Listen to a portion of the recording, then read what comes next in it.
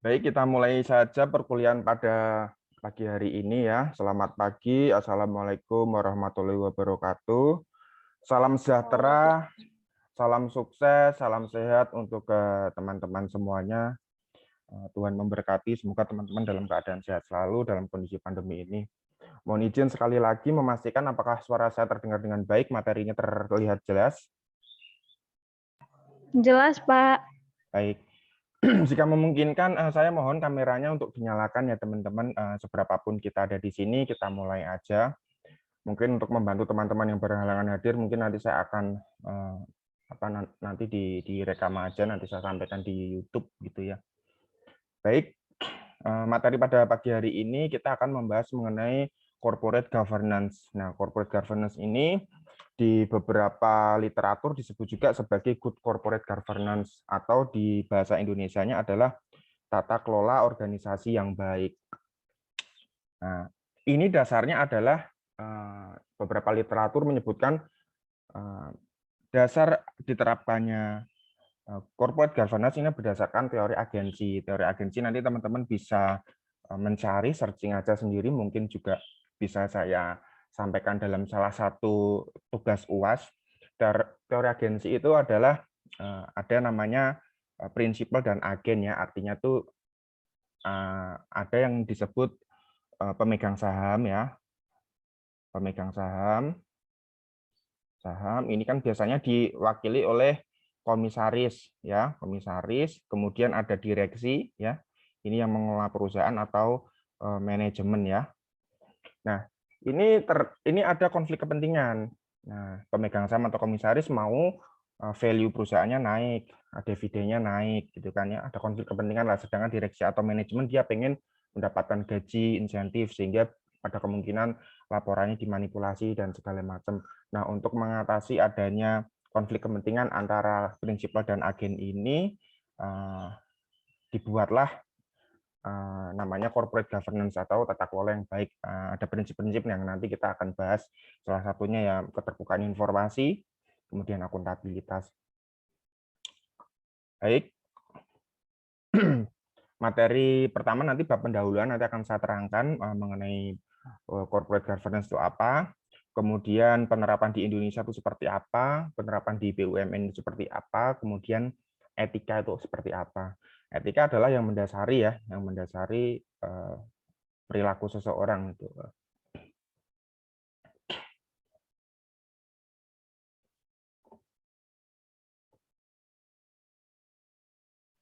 Ya, definisi dari corporate governance, governance sendiri artinya urusan penyelenggaraan atau pelaksanaan kekuasaan atau distribusi wewenang. Memahami governance dapat dipermudah dengan memahami lawan katanya, yaitu anarki atau tidak adanya keteraturan. Penggunaan kata governance ini sangat umum ya di sektor pemerintahan maupun swasta, kemudian di sektor sipil ya. Nah, kata governance ini berbicara mengenai sistem, prosedur, proses, perencanaan, pengelolaan, dan pengambilan keputusan. Nah, konsep governance serangkaian mekanisme yang mengarahkan dan mengendalikan suatu perusahaan agar operasional perusahaan berjalan sesuai dengan harapan para pemangku kepentingan atau stakeholder. Nah, definisi dari Komite Cadbury ini menyampaikan bahwa prinsip yang mengarahkan dan mengendalikan perusahaan agar mencapai keseimbangan antara kekuatan serta kewenangan perusahaan dalam memberikan pertanggungjawabannya kepada para stakeholder khususnya dan stakeholder pada umumnya. Shareholder pada khususnya dan stakeholder pada umumnya. Nah, ini definisi dari Komite Cadbury. GCG adalah prinsip yang mengarahkan dan mengendalikan perusahaan agar mencapai keseimbangan antara kekuatan serta kewenangan perusahaan dalam memberikan pertanggungjawabannya kepada para shareholders khususnya dan stakeholder pada umumnya. Komite Cadbury ini adalah komite bentukan atau inisiatif oleh profesi akuntansi dan sponsornya. Itu ada mengenai pelaporan keuangan dewan, itu ada di London Stock Exchange. Ya, ini tujuannya untuk membantu meningkatkan standar tata kelola perusahaan dan tingkat kepercayaan dalam pelaporan dan audit keuangan. Nah, ini CIDA tahun 97. Nah, ini standar dari organisasi dari Kanada ya. Governance adalah cara melaksanakan kekuasaan dalam mengelola sumber daya sosial dan ekonomi suatu negara. Nah, UNDP, governance adalah pelaksanaan kewenangan ekonomi, politik, dan administrasi untuk menangani persoalan suatu negara yang terdiri dari mekanisme, proses, dan institusi tempat warga negara dan lembaga masyarakat mengutarakan pendapat mereka, menggunakan hak hukum mereka, memenuhi kewajibannya, dan menangani perbedaan pendapat di antara mereka. Nah, UNDP ini adalah Badan Program Pembangunan. Tujuan UNDP ini didirikan dengan tujuan untuk memberikan bantuan, terutama untuk meningkatkan pembangunan negara-negara yang berkembang. Nah, dari World Bank, dia mendefinisikan governance itu adalah tradisi dan institusi tempat kewenangan sebuah negara dilaksanakan, yaitu satu, proses pemerintahan dipilih, dimonitor, dan diganti. Kemudian kemampuan pemerintahan untuk merancang dan melaksanakan suatu kebijakan secara efektif, dan rasa hormat warga negara dan pemerintahan terhadap institusi yang mengontrol interaksi ekonomi dan sosial di antara mereka. Sebetulnya banyak sekali definisi mengenai governance ya teman-teman, tapi nah, governance ini tidak hanya berbicara mengenai pemerintahan di suatu negara, tapi di organisasi, di perusahaan itu dia juga berbicara. Nah, ini kita nanti akan lebih membahas dalam konteks governance, dalam konteks organisasi ya, seperti itu. Saya lanjut aja. Nah, ini dari Kementerian BUMN RI, tata kelola perusahaan yang baik atau GCG adalah prinsip-prinsip yang mendasari suatu proses dan mekanisme pengelolaan perusahaan berlandaskan peraturan perundang-undangan dan etika berusaha.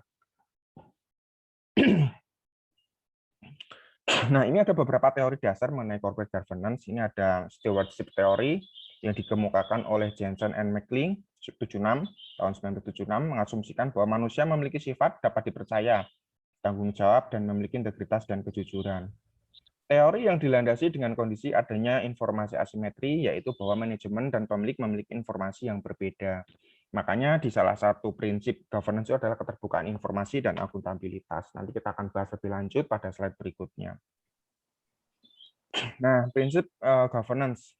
Aktualisasi konsep governance merupakan aktualisasi prinsip atau norma-norma moral yang dirujuk dari berbagai kehidupan bermasyarakat dan bernegara seperti bidang hukum, politik, ekonomi, dan sosial budaya.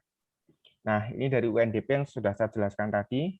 Mereka mendefinisikan beberapa prinsip dari governance, ada 9, itu partisipasi, kerangka hukum, transparansi, responsif, berorientasi pada konsensus, keadilan, efisiensi, dan efektif, akuntabilitas, visi, dan strategi.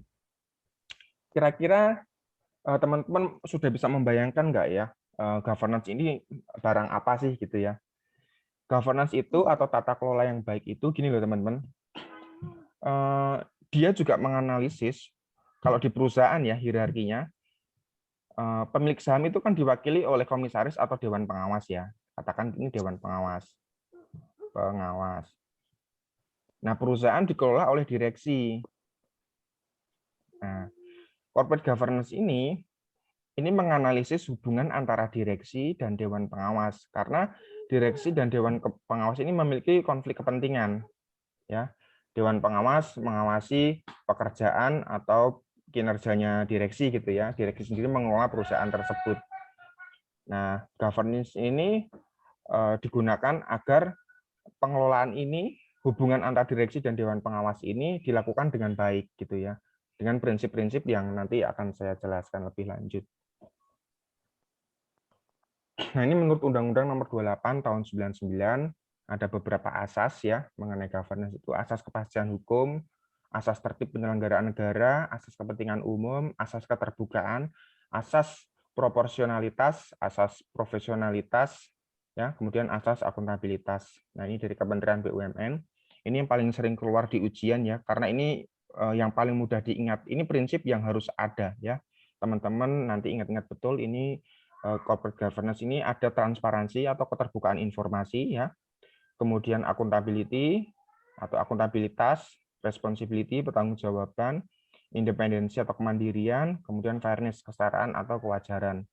Nah, prinsip-prinsip pengelolaan keuangan, pengelolaan operasional suatu organisasi itu harus memenuhi prinsip-prinsip ini, keterbukaan informasi. Artinya tidak ada informasi yang disembunyikan. Karena kalau ada informasi yang salah atau disembunyikan, pemangku kepentingan bisa salah mengambil keputusan.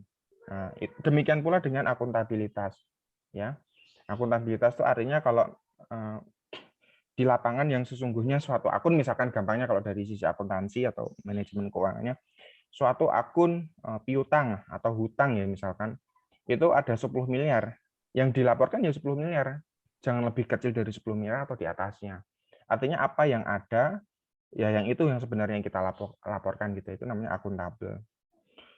Artinya dapat dipertanggungjawabkan ini artinya ya seluruh program penyelenggaraan tata usaha di suatu organisasi harus dapat dipertanggungjawabkan. Misalkan ada belanja, pengeluaran, itu semua dapat dipertanggungjawabkan. Semua kegiatan dapat dipertanggungjawabkan dan dapat dilaporkan.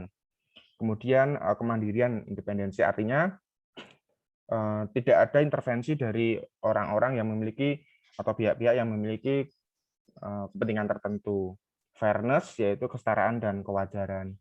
Ya, artinya laporan itu dilakukan secara wajar ya, pengelolaan perusahaan dilakukan secara wajar ya, tidak ada diskriminasi dalam pengelolaan perusahaan, membeda-bedakan gitu ya. Itu arti dari kesetaraan dan kewajaran. Kemudian dari KNKG dia sama. KNKG itu Komite Nasional Kebijakan Governance. Nah, dia itu menyusun kuesioner dengan tujuan untuk digunakan sebagai alat penilaian mandiri atau self-assessment bagi perusahaan-perusahaan di Indonesia guna mengetahui implementasi governance di masing-masing perusahaan. Sebenarnya mazhab kita di suatu perusahaan, jadi di suatu perusahaan itu dia diwajibkan untuk melakukan suatu pengukuran ya, pengukuran tata kelola organisasi yang baik. Nah, nanti ada skornya, katakan skornya macam-macam lah identifikasinya, misalkan 80 sampai 100 itu sangat baik ya. Kemudian 70 sampai 80 dia itu baik gitu ya, dan seterusnya sampai ya tidak, paling tidak baik di paling bawah. Nah, ada beberapa tools atau pedoman pengukuran yang dapat kita gunakan. Kita bisa menggunakan dari KNKG ini. Kalau dari BUMN itu ada peraturan di Kementerian BUMN. Kalau di pemerintahan ya kita bisa meng-hire atau bekerja sama dengan badan-badan lembaga pengawasan misalkan, atau bisa contohnya BPKP ya, BPKP itu kita bisa hire untuk dia membantu kita menyusun tools atau alat pengukuran mengukur tata kelola organisasi yang baik, atau kita bisa menggunakan konsultan ya. Konsultan ini sangat banyak ya. Kita bisa menggunakan KAP yang berskala besar misalkan untuk sebagai partner kita atau konsultan ya, untuk membantu kita menyusun tools gitu untuk menilai pengelolaan organisasi yang baik. Kemudian penerapan GCG di Indonesia. Lanjut dulu. Nah, ini persepsi atas penerapan good governance di Indonesia. Indonesia masih menempati posisi di 10 nih ya. Ini kalau di Asia ya. Singapura itu dia sangat bagus menempati posisi yang pertama. Artinya persepsi mengenai penerapan corporate governance ini di Singapura itu udah sangat baik. Orang-orang, stakeholder semuanya melek gitu ya. Perusahaan-perusahaan juga melek bahwa good governance adalah hal yang sangat penting untuk dicermati, untuk menjadi perhatian seluruh pemangku kepentingan. Dan ini wajib dilaksanakan, diimplementasikan, dan diukur. Indonesia masih jauh, dia di angka 10. Nah, teman-teman nanti kalau bekerja di suatu perusahaan, teman-teman harus perhatikan ini supaya good governance itu menjadi perhatian yang memadai. Saya lanjut aja.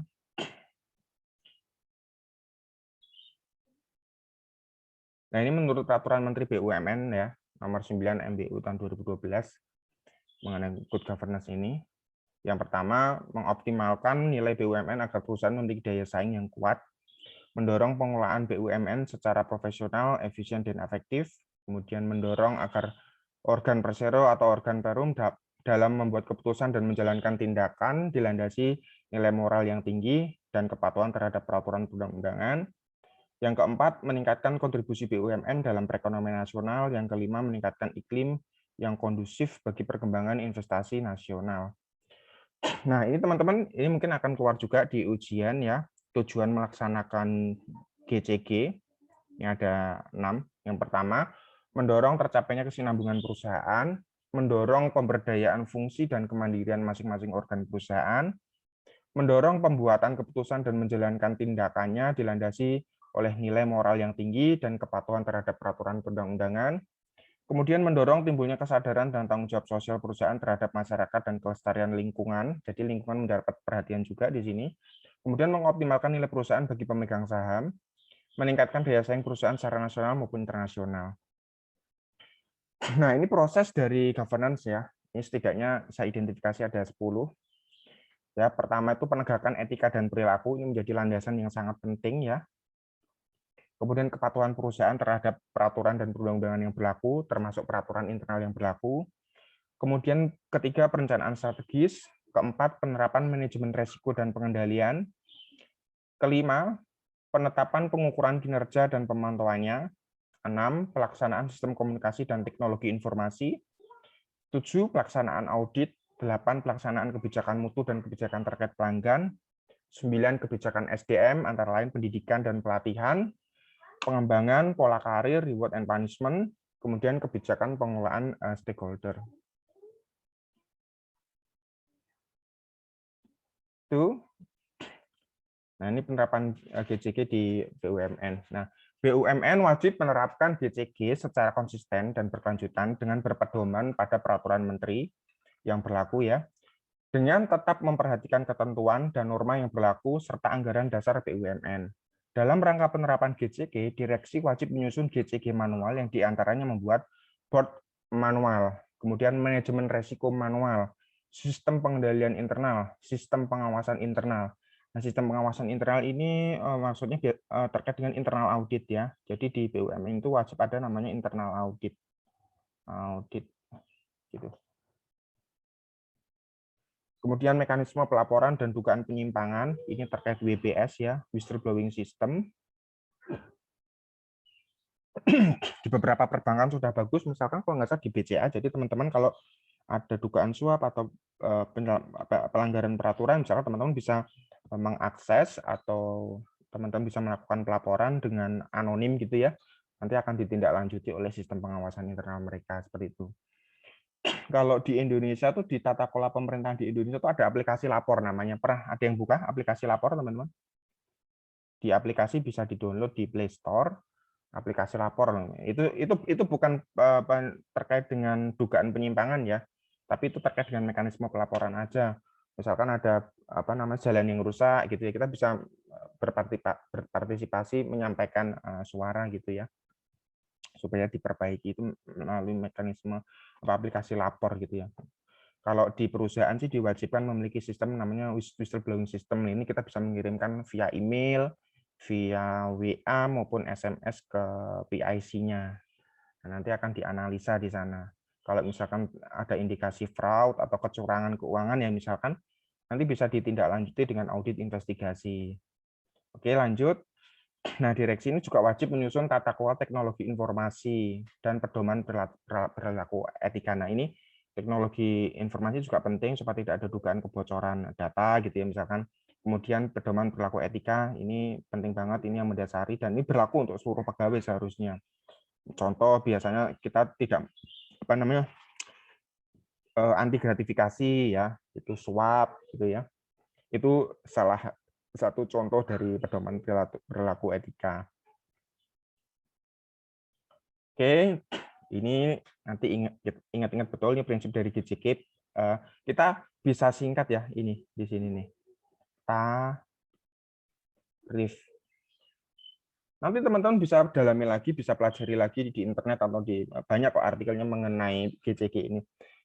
Nah, ini yang harus kita ingat adalah tarif, transparansi, accountability, responsibility, independency, fairness. Nanti teman-teman menjelaskan apa sih prinsip-prinsip GCG, yaitu tarif ini.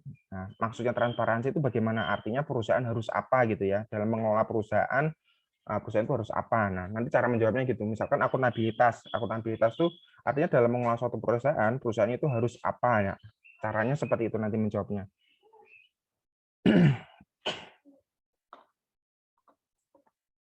Nah, ini tujuan penerapan GCG ya tadi sudah. Nah, ini bagi pemegang saham atau pemilik modal, BUMN harus melindungi hak pemegang saham atau pemilik modal. Satu, menghadiri dan memberikan suara dalam suatu RUPS, mengambil keputusan tertinggi pada Perum, khusus bagi pemilik modal Perum. Tiga, memperoleh informasi material mengenai BUMN secara tepat waktu, terukur, dan teratur.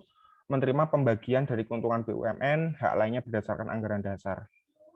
Nah, ini peran-peran dari masing-masing stakeholder. Nah, Dewan Komisaris atau pengawas, perannya satu, Dewan Komisaris bertanggung jawab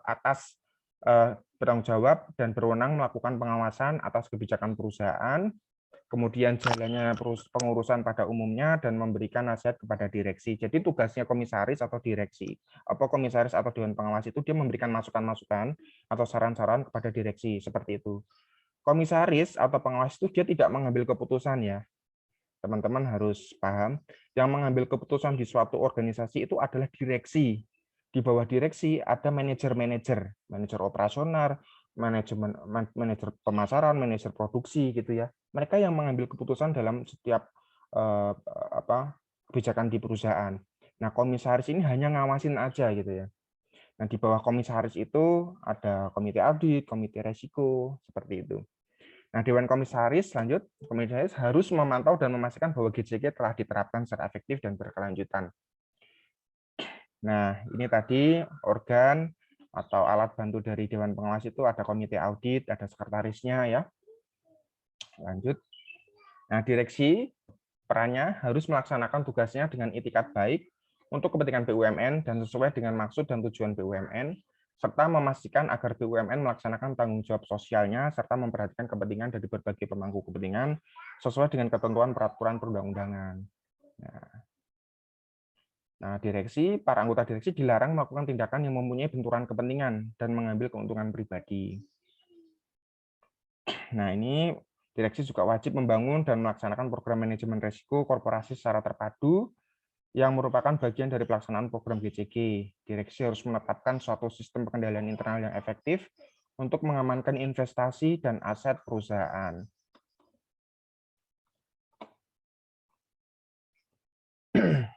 Lanjut. Nah, direksi dia juga harus mengimplementasikan sistem pengendalian internal, antara lain mencakup hal-hal lingkungan pengendalian, mengkaji terhadap pengelolaan risiko usaha, aktivitas pengendalian, sistem monitoring dan komunikasi dan monitoring. Ini sudah pernah saya jelaskan di kelas audit kalau nggak salah di mata kuliah apa gitu ya. Pernah saya sampaikan ini terkait dengan KOSO. KOSO terkait pengendalian internal. Nanti bisa dibaca-baca lagi di internet juga ada banyak. Jadi ini prinsip-prinsip dalam pengendalian internal seperti ini. Nah, ini peran dari auditor eksternal yaitu satu, laporan keuangan tahunan BUMN diaudit oleh eksternal auditor, kemudian Dewan Komisaris atau Dewan Pengawas melalui komite audit melakukan proses penunjukan calon auditor eksternal. Ya, sebenarnya komite audit itu ya macam-macam sih. Ada yang dia tuh melakukan proses penunjukan calon auditor eksternal, ada juga yang hanya memberikan saran-saran dalam proses penunjukan auditor eksternal, tergantung peraturan di perusahaan itu seperti apa. Artinya mengadakan kantor akuntan publik tetap manajemen, tapi menggunakan saran-saran dari komite audit. Kemudian auditor eksternal tersebut harus bebas dari pengaruh dewan, direksi, dan stakeholder. Artinya dia independen. Harus betul, kita pastikan harus benar-benar independen. Itu auditor eksternalnya. Nah, info yang terbaru kalau nggak salah itu Garuda Indonesia itu dia dapat tidak diberikan opini, tidak memberikan pendapat kalau nggak salah tuh. Nanti cari itu agak seru tuh artikel itu. Jadi perusahaan sekaliber sebesar Garuda Indonesia ya, kantor akuntan publiknya kalau nggak salah PwC ya, PricewaterhouseCoopers itu tidak memberikan pendapat itu. Artinya ya mereka tidak memperoleh bukti audit yang cukup ya, tidak memperoleh bukti audit yang cukup pada saat pemeriksaan di kantor akuntan publik. Artinya dia tidak bisa melakukan pemeriksaan secara memadai terhadap laporan keuangan di Garuda. Nah, jangan-jangan nih Garuda nih menyembunyikan apa namanya informasi yang penting. Artinya ada indikasi ya pengelolaan perusahaan itu tersebut juga nggak bagus gitu. Bisa jadi dimain-main ya. Kalau nggak dimain-main, harusnya dia bisa memberikan data-data yang dibutuhkan oleh auditor ya, sehingga auditor dapat bekerja memeriksa dengan baik sehingga laporan keuangannya dapat diterbitkan memperoleh keyakinan yang wajar gitu ya.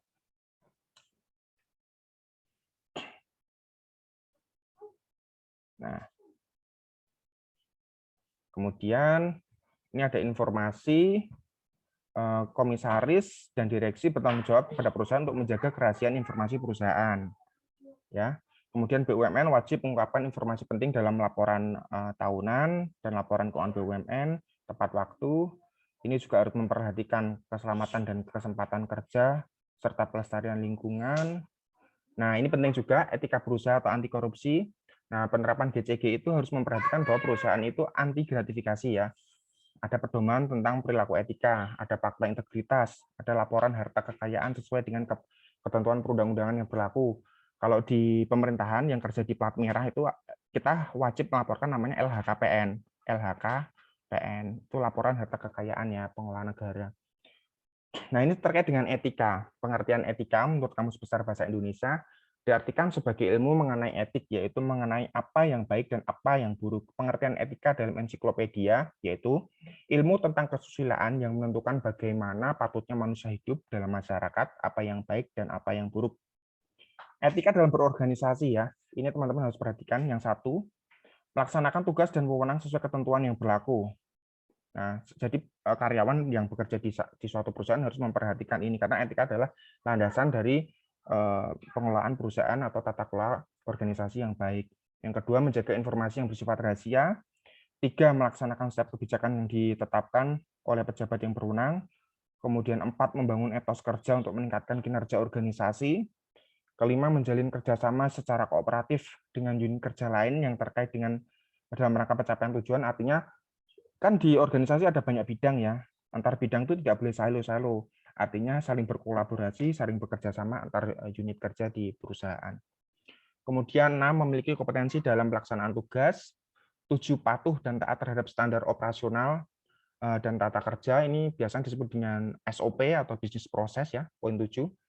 8, mengembangkan pemikiran secara kreatif dan inovatif dalam rangka meningkatkan kinerja organisasi. Artinya secara etika tuh orang bekerja itu tidak harus disuruh dulu baru bekerja. Artinya dia juga harus punya inisiatif ya dalam bekerja. 9, berorientasi pada upaya peningkatan kualitas kerja. Baik, materi untuk good governance, corporate governance sudah selesai. Sampai sini ada yang mau ditanyakan, teman-teman?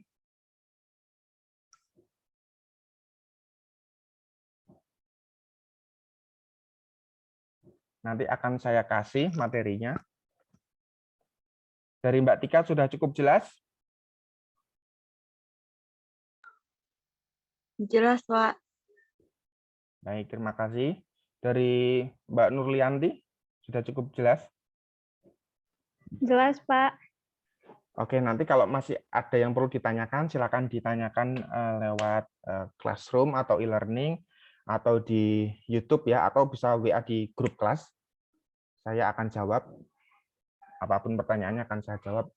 Nah, mungkin itu aja. Selamat belajar ya teman-teman. Kisi-kisi tadi mungkin akan keluar di ujian dari materi ini dipahami betul. Semoga teman-teman sehat selalu. Kalau ada perkuliahan selanjutnya nanti kita ketemu lagi. Tetap semangat ya. Sukses buat UAS-nya. Semoga segera lulus dengan nilai terbaik. Amin. Terima kasih, Pak. Yuk, ada lagi yang mau ditanyakan kira-kira? Dari Elsa? Elsa Novianti? Maaf Pak, saya Rebecca. Oke, silahkan. Itu Pak, untuk tugas yang terlewat itu bagaimana ya Pak? Nggak bisa dikasih perpanjangan waktu ya Pak? Oh iya, baik. Kalau saya prinsipnya saya siap bantu, silahkan dikerjakan, nggak apa-apa. Tapi izin ke akademik kantor dulu. Ya. Nah, kalau diizinkan nanti saya bukakan mana nih yang nggak bisa dibukain. Artinya pertemuan berapa yang mau dikerjakan. Nah, nanti saya bantu bukain. Yang penting dapat izin dulu dari akademik. Soalnya kan saya nggak bisa mengambil keputusan karena ada teman-teman yang mengumpulkan tepat waktu gitu kan ya. Supaya fair gitu loh. Kalau saya siap bantu kok. Terima kasih ya Pak. Coba ditanyakan ke akademik ya. Kalau sudah dapat izin dari akademik nanti saya bukain. Pak, maaf, Ya, silakan. itu kan e-learning-nya lagi error ya. Hmm. Saya cek itu, ternyata ada tugas yang udah saya kirim, tapi nggak ada di e-learning-nya. Iya, kemarin ada tuh saya lihat tuh. Jadi tuh pas dibuka nggak ada filenya gitu ya. Iya, Pak. Heeh, heeh. Nggak apa-apa, nanti atas nama siapa kirim ke email saya ya.